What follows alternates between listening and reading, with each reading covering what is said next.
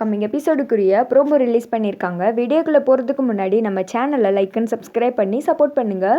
Video வந்துட்டு இன்ட்ரெஸ்டிங்காக தான் போய்கிட்டு இருக்கு, ஆனால் ஃபினிஷிங் சரியில்லையப்பா அப்படின்ற மாதிரியே தான் யோசித்துட்டு இருக்கோம். ஃபஸ்ட்டு சீனில் வந்துட்டு நம்ம சரவணனு கார்த்தி பேசிகிட்டு இருக்க மாதிரி தான் வந்துட்டு காமிச்சிட்ருக்காங்க.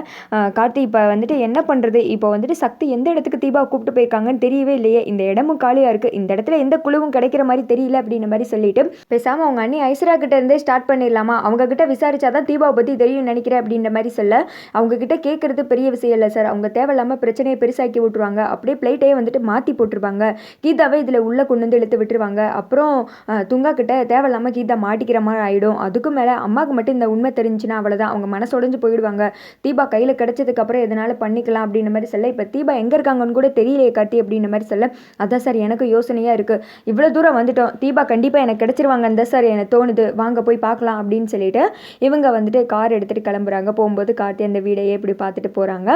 அடுத்து வந்துட்டு நம்ம சக்தியை தான் காமிச்சிட்டு இருக்காங்க. அவங்க ஃப்ரெண்டு இன்னொரு நர்ஸ் இருக்காங்க இல்லையா, அவங்க வந்துட்டு ஒரு காப்பகம் மாதிரி இருக்குது, அந்த இடத்துக்கு வந்துட்டு தீபாவை கூப்பிட்டு வந்திருக்காங்க.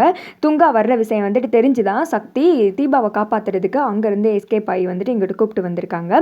அதே சமயத்தில் இந்த திக்கோ துங்காவையும் ஐஸ்வர்யாவையும் வந்துட்டு காமிச்சிட்டு இருக்காங்க. ஒரு இடத்துல போய் நின்னதும் துங்கா வந்துட்டு கத்த ஆரம்பிச்சிடறான்.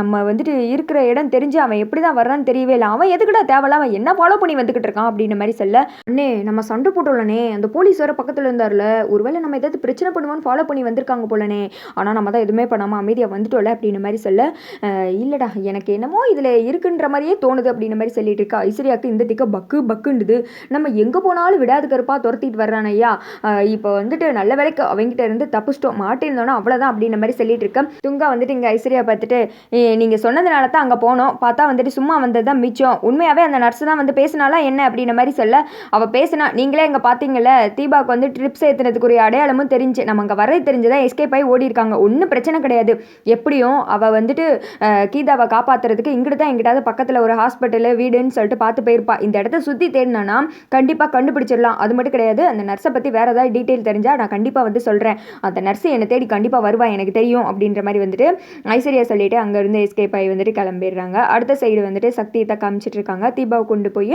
அந்த காப்பகம் மாதிரி இருக்கு இல்லையா, அதுக்குள்ளே வந்துட்டு படுக்க வச்சுருக்காங்க. அங்கே வந்துட்டு 2-3 சிஸ்டர்ஸ் மாதிரி இருக்கு, அவங்க வந்து பார்க்குறாங்க. பார்த்ததும் இவங்க தீபா தானே அப்படின்னு சொல்லிட்டு கேட்க, இவங்களை உங்களுக்கு தெரியுமா சிஸ்டர் அப்படின்ற மாதிரி சொன்னதும், நல்லாவே தெரியுமே, இவங்க ஒரு சிங்கர், அது மட்டும் இல்லாமல் நான் உங்கள் ஒரு எஃப்எம் ரேடியோ இருக்குது மியூசிக் கம்பெனி, அந்த கம்பெனிக்கு போயிட்டு இவங்களை பாட வைக்க முடியுமான்னு சொல்லிட்டு கேட்டோம், எங்கள் பிள்ளைங்கள்லாம் இவங்க குரலுக்கு வந்துட்டு ரொம்ப அடிமை, அங்கே இருக்கிற ஒருத்தர் தான் இந்த மேடத்தை எங்கே பாடுறதுக்காக அமுச்சு விட்டாங்க, அவர் பேர் கூட கார்த்தி அப்படின்ற மாதிரி சொல்ல சக்திக்கு வந்துட்டு கிளிக் ஆகிடுது. ஏன் மேடம் சொன்னீங்க கார்த்தியா, அவரை தான் நான் தேடிக்கிட்டு இருக்கேன், அவர்கிட்ட தான் வந்துட்டு இவங்களை ஒப்படைக்கணும், அந்த மியூசிக் கம்பெனி அட்ரஸ் மட்டும் கொஞ்சம் கொடுக்க முடியுமா மேடம் அப்படின்ற மாதிரி சொல்ல, சரின்னு சொல்லிட்டு அந்த சிஸ்டர் சொல்கிறாங்க, அது வந்துட்டு என்னோட ஆஃபீஸில் தான் இருக்குது, அதுலேருந்து நான் உங்களுக்கு கண்டிப்பாக அந்த அட்ரஸ் எடுத்துறேன் அப்படின்ற மாதிரி சொன்னது சக்தி வந்துட்டு ரொம்ப சந்தோஷப்படுறாங்க.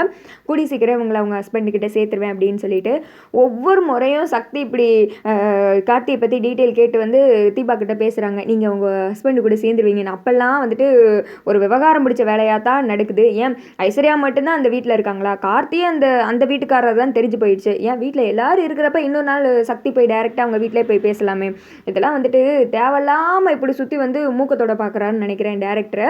அதோட பார்த்தீங்கன்னா இந்த வீடியோ வந்துட்டு முடிஞ்சிடுது. ஒரு திக்கம் வந்துட்டு தீபா மயக்கத்தில் இருக்க, இன்னொரு திக்கம் கார்த்தி வந்துட்டு தீபாவை தேடிட்டே இருக்கிற மாதிரி தான் கடைசி கொண்டு போகிறாங்கன்னு சொல்லிட்டு நினைக்கிறேன். இன்னொரு திக்கம் என்னென்னா ஷூட்டிங்லாம் ஸ்டார்ட் பண்ணிட்டாங்க, டெம்பிளில் வச்சு அந்த கல்யாண சீன் தான் வரப்போது போல், ஒரு தாலியை வச்சே நம்மளை எல்லாம் காலி பண்ணிடுவாங்க போல், அப்படி தான் வந்துட்டு ஒத்த தாலிக்கு எத்தனை பொம்பளைகளை எடுத்து வரிசையில் நிப்பாட்ட போகிறாருன்னு தெரியவே இல்லை, இப்படியே தான் வந்துட்டு போய்கிட்டு இருக்கு. நீங்கள் என்ன நினைக்கிறீங்கன்னு கமெண்ட் பண்ணுங்க.